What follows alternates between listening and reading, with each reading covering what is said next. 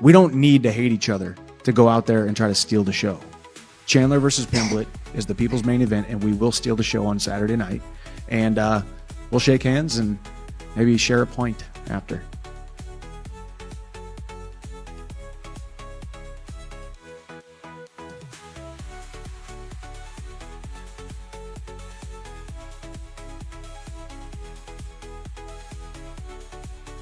But this fight in particular, and I think yourself in particular, has gravitated a lot of attention to it for this fight week. Do you feel there's more attention on this fight than any of the others? Absolutely, brother. I know that this is the biggest fight of my life. You know it. Everybody watching knows it. And that's just God's plan. I couldn't have made this fight any bigger if I would have tried myself. This is the spirit lead me into this. There's nothing that I could have done to sell this fight. God put this fight together, and God's purpose for me is to be up here and perform. Yeah, you talk about selling the fight. Obviously, we had that press conference. He brought out the globe. He did his best to sell the fight. Did any of that stuff get to you or even affect you at all? No, it just made me more motivated to win, and I think that that's what God wanted me to be. You know, you mentioned God a lot. I know your religion is very important to you. What do you make of his spirituality and his religion? How do you think that plays into this fight, if any?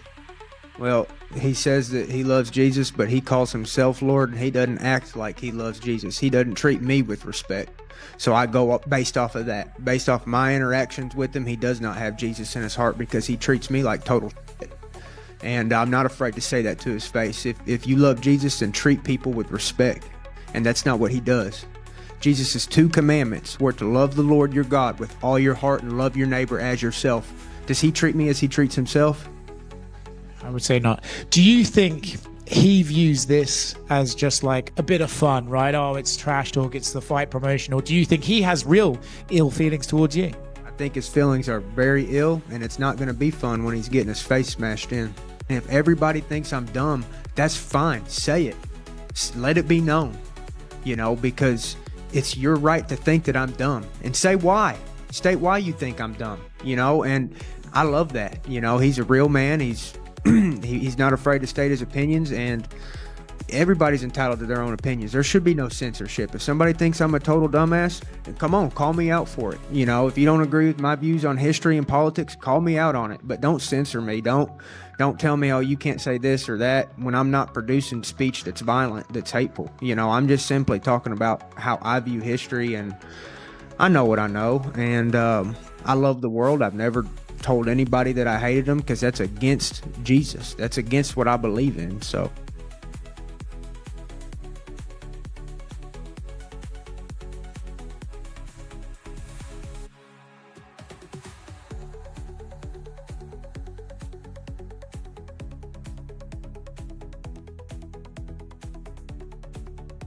to Ilya has to fight Islam Makhachev, especially he vacated his belt,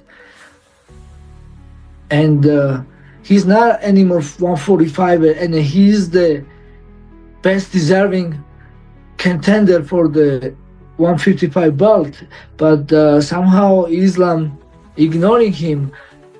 I'm sure you guys, everybody remember that Islam told me only one word in press conference: Merab, I respect you, but when you have a top contender, you should fight him. And I said, okay, I'm fighting. And but now he has a tough contender as a Ilya Topuria, but he's not fighting because he's saying some other things. And we all agree that Ilya deserves this fight more, and hopefully this happening. And but yeah, nobody criticized Islam like they was criticizing me.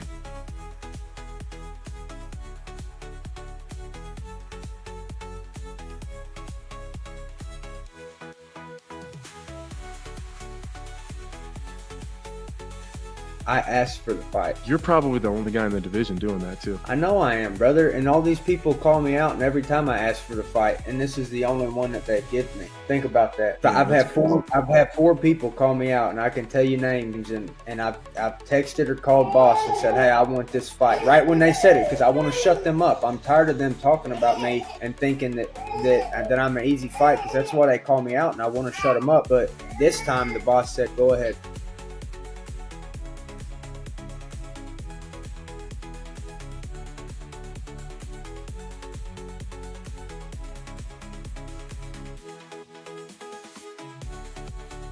Yeah, he's the nicest man in the world outside the cage. Then when he gets in it, he's a dirty bastard, isn't he? I always say if you're not cheating, you're not trying. So I understand what he's trying to do. He wants to win, and that's the main thing when it comes to this game. But yeah, I probably will mention to the ref in the back, like, if he's gonna grab me gloves and when I say if he tries to poke me in the eye and stuff like that. Because that one against Charles, lad, when he punched him in the back of the head about 9 times or something, and the ref, I hope that's not my referee, put it that way. I hope I've got a good ref, like Goddard or Herzog. The one what he done to Gage, he was bad as well when he poked him in the eye, and then the ref went to stop it and he just punched him in the face as hard as he could. As I say, Chandler's a real nice fella outside the octagon. I've bumped into him yesterday and had a chat with him, but in there he's a very, very dirty man.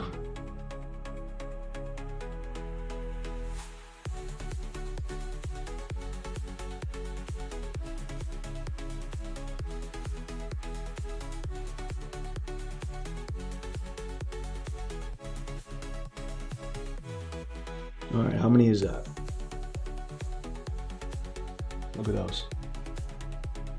Nutrients, micronutrients, vitamins, minerals, all the things. Whoop, yep. All the things that keep you healthy. Boom, boom.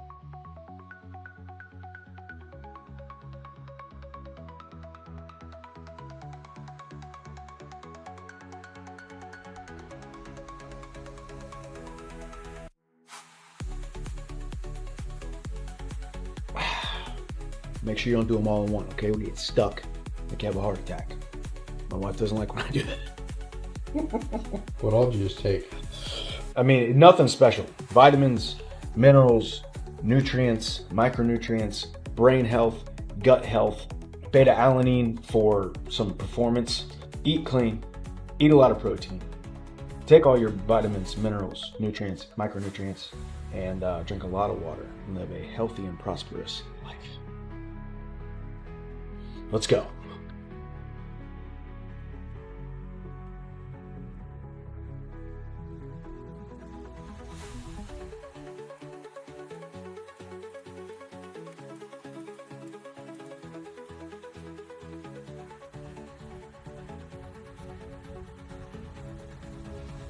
Last night, news came out that Aaron Pico has signed with the UFC. I know you guys were linked for a long time, PFL and Bellator. What do you think about him officially being part of this division now, and I guess what he can do here? I was supposed to fight against him in Japan last year, and it didn't happen. I'm very excited to know about that, and I really want to do that match against him. So he's very good, and we're gonna show who is the best Bellator fighter.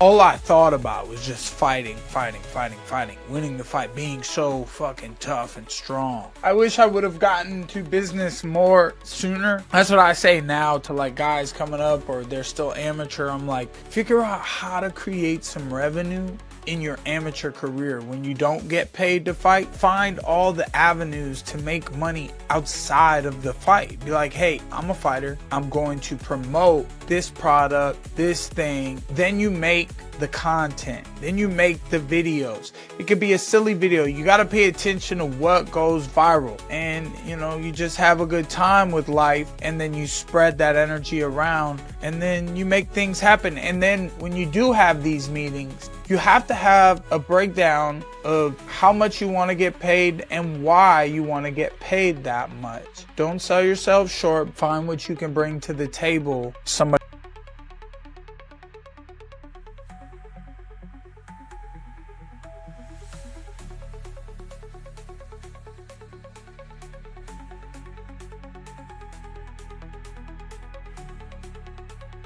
I was actually shocked that what I said went that far.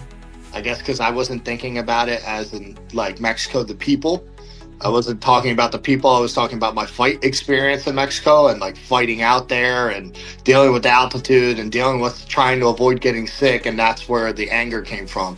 Now there was some anger because after the fight got pulled, before I had posted anything that anybody could hate on me for, you know, I was told they hoped I got chopped up by the cartel. They hoped my plane crashed. They said I was an American pussy. I was a piece of shit. I was this, I was that. So yeah, I definitely, you know, I'm a human being at the end of the day, and I don't take lightly that shit. So I still stand behind what I said.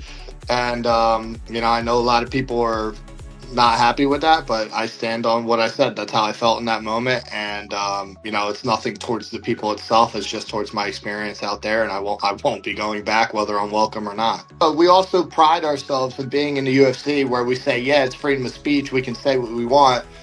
But then at the same time, there's kind of like a back end censorship. And I don't, you know, I didn't say the people or anything like that. It was just like, yo, like, that country, I'll never go back there type deal. That's exactly how I meant it. Like, if they're gonna ask me to fight there again, the answer is always gonna be no. That's just where I was coming from. And I shouldn't have said shithole, and I shouldn't have said suck my balls and all those things. Those are the extras that I just say being me. But, you know, that's truly what it was at. If there's another opportunity to fight in Mexico, I'm gonna have to lead the call.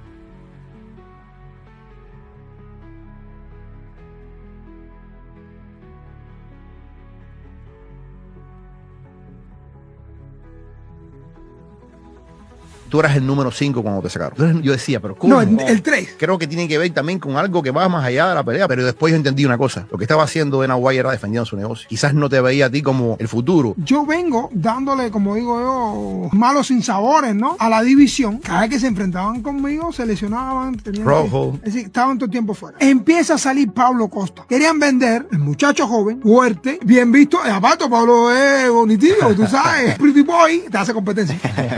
Entonces yo, bueno, 2 naqueadores, esto va a vender. De hecho, salió la mejor pelea del año, ¿entiendes? Ahora, lo que ellos esperaban era que Pablo me naqueara, y no pasó. Y de hecho, esa pelea...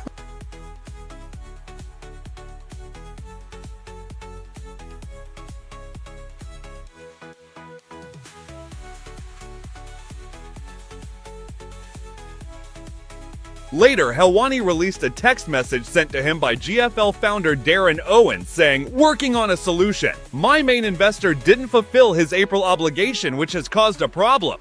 I'll keep you posted, but I believe we will be able to work through it. I think we can make it happen for June. Additionally, I don't foresee the event taking place in California, but we absolutely will keep pushing forward. I think we're going to have to push the dates to June 15th or 16th. I'll confirm as soon as possible. It's been a frustrating week, but I think there's a solution in place." Protect your neck, oh, cause you come next. Yeah, you oughta know best, this ain't no chess. I'm a dragon, my town, my cage, my net. What the hell's that doing? Burning money.